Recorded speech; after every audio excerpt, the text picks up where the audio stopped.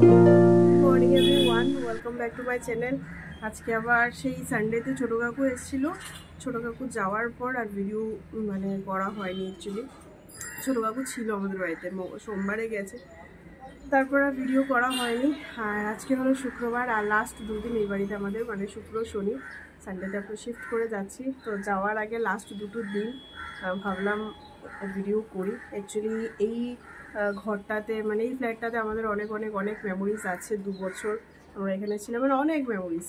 তো লাস্ট দুটো দিন আর কি করে মিস করা যায়, তো ভাবলাম শ্যুট করি। আর এখন ঘড়িতে বাজে 8:12। অনেকক্ষণ আগেই ঘুম থেকে উঠেছি। দিদি আসবে না, শুক্র শনি দিদি আসবে না। একেবারে যেদিন আমরা শিফট করবো ওই দিনই দিদি আসবে, এসে এই ঘরটা যেহেতু আমরা ছেড়ে দেবো, তো এই ঘরটা একটু পরিষ্কার করে দিয়ে যাবে। কারণ একজনের ঘরে আমরা এতদিন ছিলাম, তো এটাও একটু ক্লিন করে যাওয়াটা আমাদের কর্তব্যের মধ্যে পড়ে। তো আমরা একেবারে পুরো ক্লিন করে দিয়ে যাব। তো দিদি রবিবারে আসবে। আর চা বসিয়ে দিয়েছি, মুখ ধুয়েছো? তো একেবারে দিদি সানডেতেই আসবে। তো আর দিদি আসবে না হলে কি হয়, সকালবেলা রাত্রিবেলা আমরা ডিনারের পরে বাসন টাসন সব কিছু ধুয়ে একেবারে রেডি করে রেখে দিই, তাহলে সকালবেলা অন্তত আমাদের তাড়াহুড়ো লাগে না, আর সব কিছু একদম অন টাইম হয়ে যায়। তো চলো, চা বসিয়ে দিয়েছি, ভাত বসিয়েছি। আর এই যে আমাদের ঘর এখনো আমরা ছেড়ে দেবো যে 2 দিন পর, তারপরেও কিন্তু দেখো অ্যাজ ইট ইজ, যেরকম সবসময় থাকে সেরকমই আছে। কিচ্ছু এখন পর্যন্ত গোছানো হয়নি, কিচ্ছু করা হয়নি। অ্যাকচুয়ালি বেকার্স মুভার্স বলা হয়েছে, তো যেহেতু আমাদের সেরকম টাইম নেই, তো বেকার্স মুভার্স ওরাই এসে গুছিয়ে টুছিয়ে নেবে। তো এখন পর্যন্ত সব জিনিস জায়গায় আছে। মনেই হচ্ছে না যে আমরা কালকে বাদে পরশুদিন আমরা ছেড়ে দেবো। তো চলো, এই আমার এদিকে হচ্ছে ভাত, আর এখানে বসিয়ে দিয়েছি চা।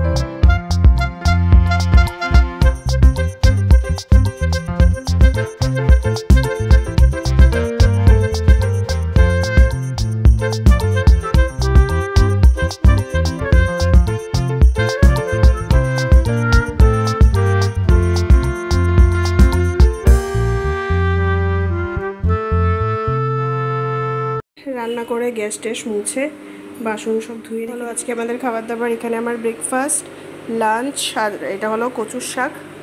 কালকে রাত্রেবেলা রান্না করা হয়েছিল কচুর শাক, এমনিতেই পেঁয়াজ রসুন দিয়ে। বিক্রমবাবুর ভাত। Good morning. কালকে তো সকালবেলা ভিডিওটা শুরু করেছিলাম ঠিকই, কিন্তু অফিস থেকে এসে ভিডিওটা আর কন্টিনিউ করা হয়নি। অ্যাকচুয়ালি আজকাল আমার একটু এরকমই হচ্ছে, তার কারণটা আশা করি তোমরা বুঝতেই পারছো।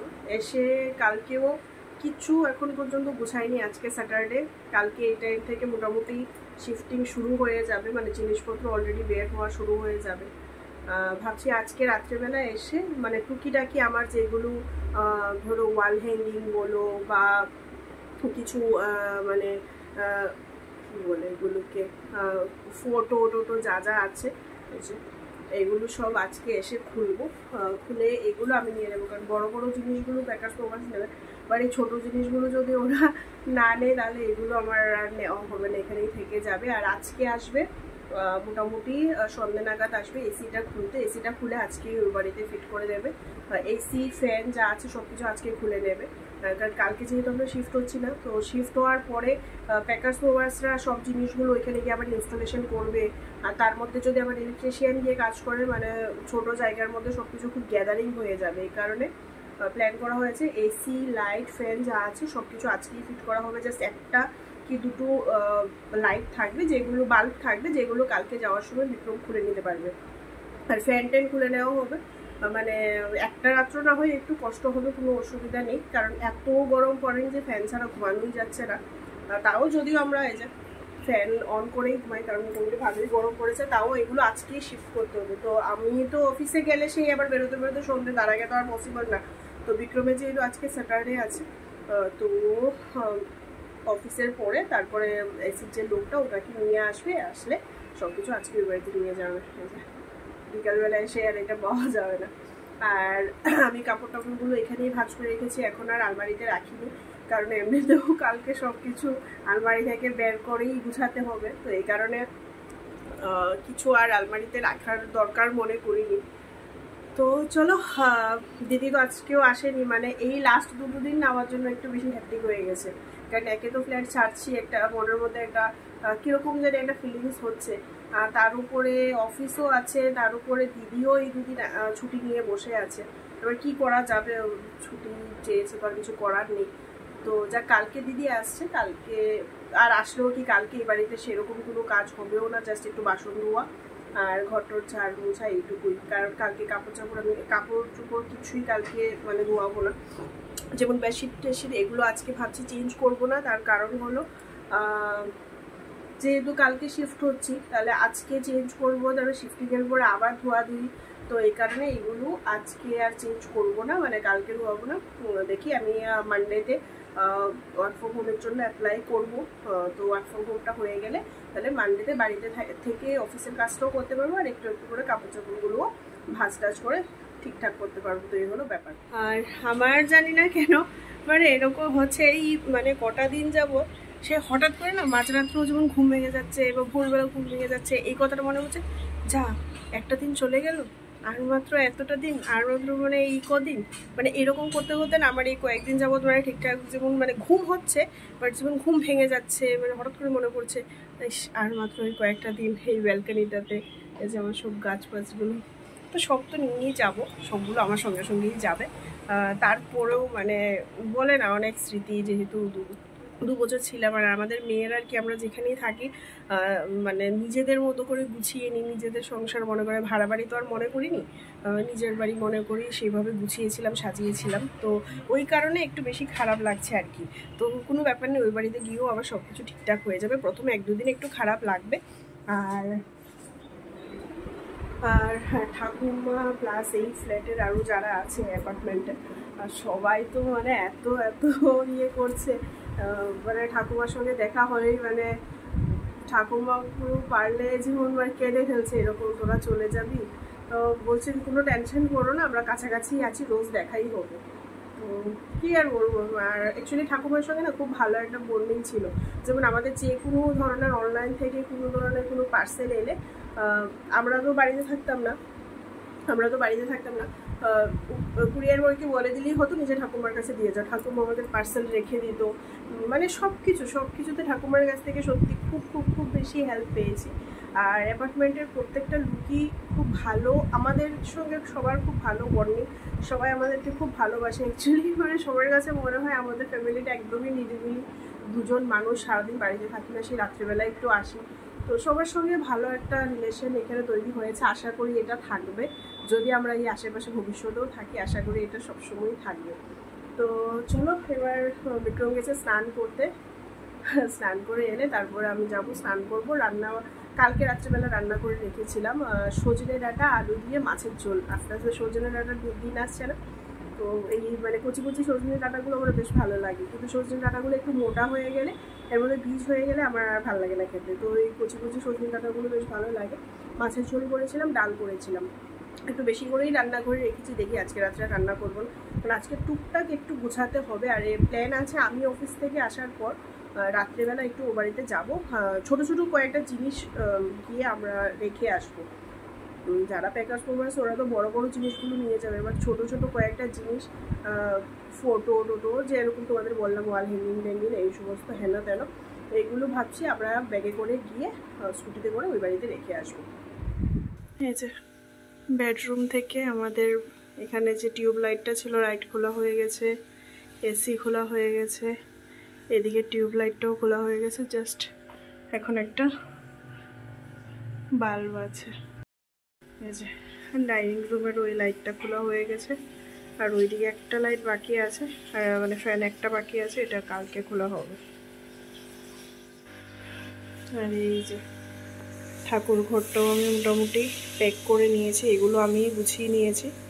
আর শুধু ঠাকুরের জলের জার, এই চৌকি আর এই প্রদীপটা একটু ধরতে হবে, এইটুকুই বাকি আছে। আজকে কীরকম জানি একটা লাগছে, প্রথম বছর আমি আসার পর লক্ষ্মী পুজোর সময় এই আলপনাটা দিয়েছিলাম, এখনও আছে। আপাতত ঘরের এইরকম আপডেট। আর এই যে এদিকে আমি একটু বালতি টালতি সবগুলো ভালো করে ধুয়ে দিচ্ছি, ধুয়ে একেবারে নিয়ে যাব, টুলটাও একটু ধুয়ে দিচ্ছি। এখানে আবার কটা কাপড় ভিজিয়েছি।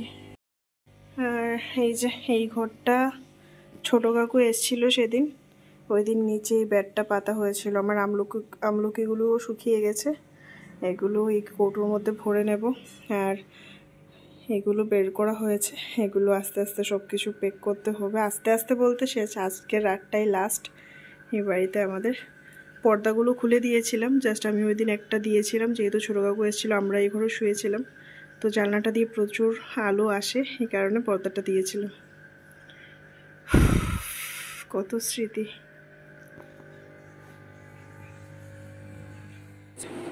ফাইনালি এদিক থেকে টিভি, তারপরে ওয়াল শেলফ যেগুলো ছিল সব কিছু বিক্রম খুলে নিয়েছে।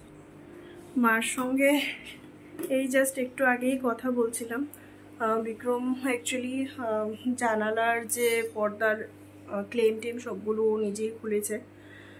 আর একটু আগে মার সঙ্গে কথা বলছিলাম, মাও এটাই বলছিল যে তোরা ফ্ল্যাটটা ছাড়বি, বাট আমার এত খারাপ লাগছে, মানে মার নাকি পুরো চোখে ভাসছে, কারণ মা এখানে 3 মাস থেকে গেছে। তো মার নাকি প্রত্যেকটা ঘর, প্রত্যেকটা কোণা মার চোখে ভাসছে। মা এটাই বলছে যে আমি জাস্ট কদিনের জন্য থেকে গেছি, তাতে আমার এত খারাপ লাগছে, আর আমি বুঝতে পারছি যে তোর কতটা খারাপ লাগছে।